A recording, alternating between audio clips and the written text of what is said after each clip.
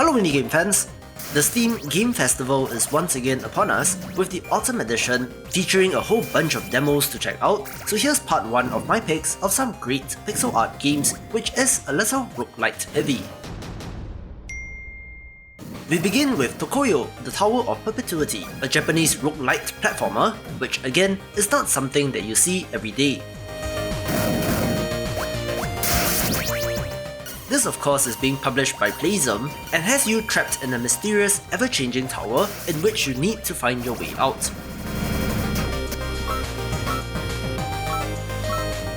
The pixel art is a little reminiscent of that from Toho Luna Nights, so I'm waiting to see if this developer can bring anything new to the genre.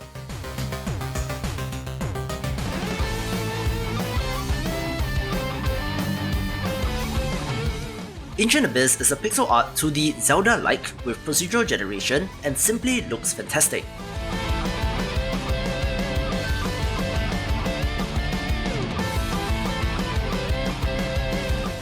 I like the look of the action, abilities and fire in this, with some slick animations and impressive details.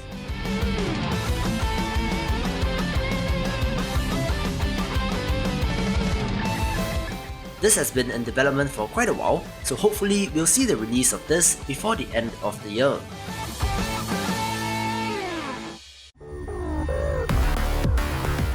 I've mentioned Blade Assault when covering Gamescom a couple of weeks ago, but this Korean roguelite platformer is not to be missed. It is set in a typical cyberpunk setting where you are from the oppressed Undercity and have to fight your way to the top against the corrupt military organization in charge. So impressed with the look, and it's a great time to get hands-on.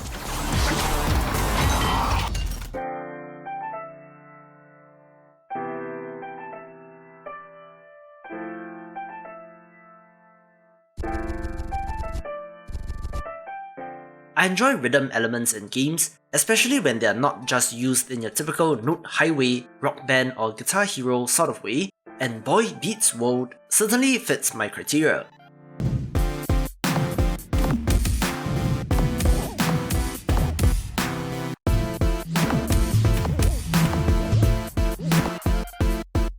An action-adventure game where you attack, dodge and more to the beat, the resulting symphony that you create, or simply hitting the notes on the beat with your actions should be awesome.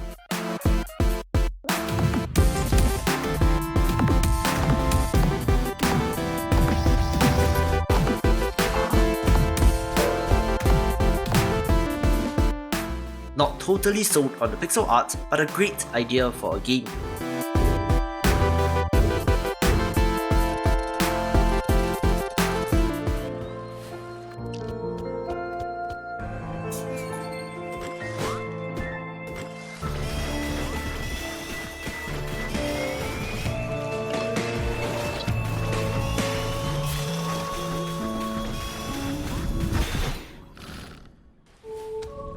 I've been following developer Ben Starr on Twitter for quite a while, and I'm happy to see Revita officially get a Steam page and a demo for this event.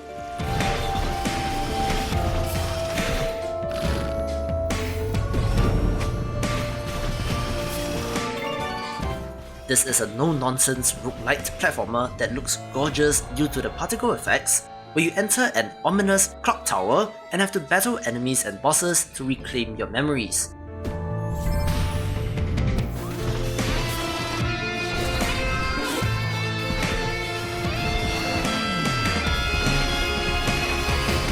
I really love the look and the enemies, with impressive action, so another one that I'm hyped about.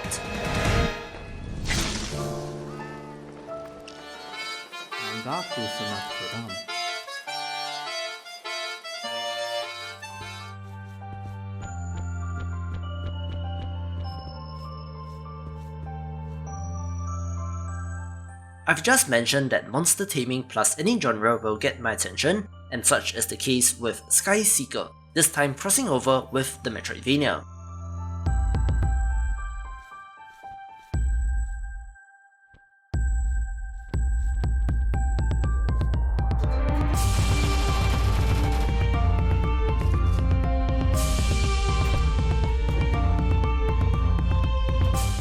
Similar to Monster Sanctuary but without the turn-based combat system, this has you exploring islands in the sky, seeking to tame and capture these creatures in an attempt to reach the summit.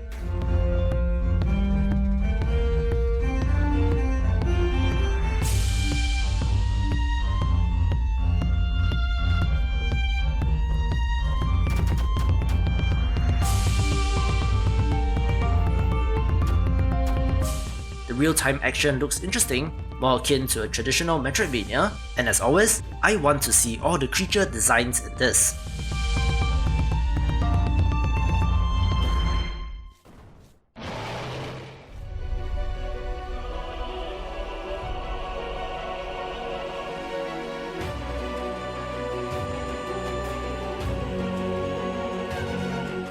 Another game which I've been looking forward to is the Slormancer, a Diablo-style action RPG where you fight hordes of enemies.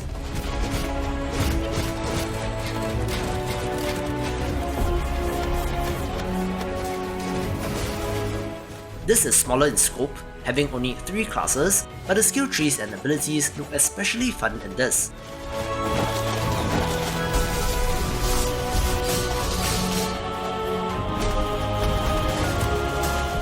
With the success of the recently released Chronicron, I believe that there's plenty of space for indies in this genre, so good luck to this developer.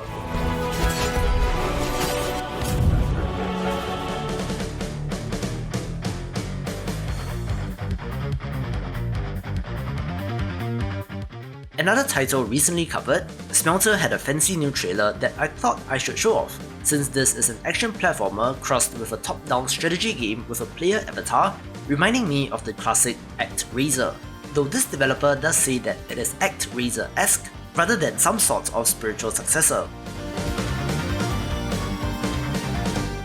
The pixel art in this looks really good, with the ability to smelt both in combat and on objects, which lends itself to the title.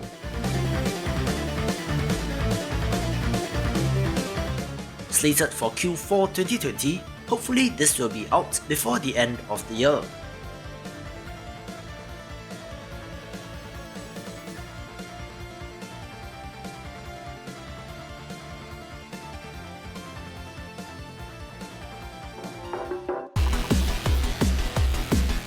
One surprisingly stylish title is the arcadey action game Speed Limit, where your daily train commute has gone horribly wrong and you're shooting at enemies and jumping off trains onto cars and more.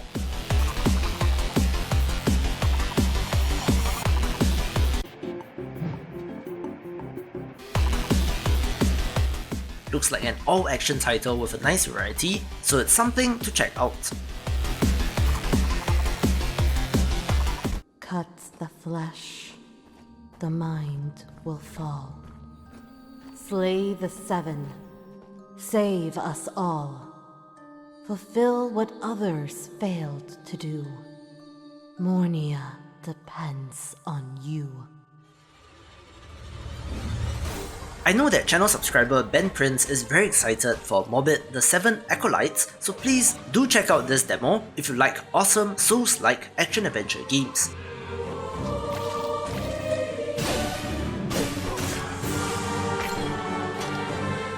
This self-describes as a horror punk action RPG with Lovecraftian horrors and Cronenbergian lore, and gives me some very similar vibes to the awesome Blasphemous.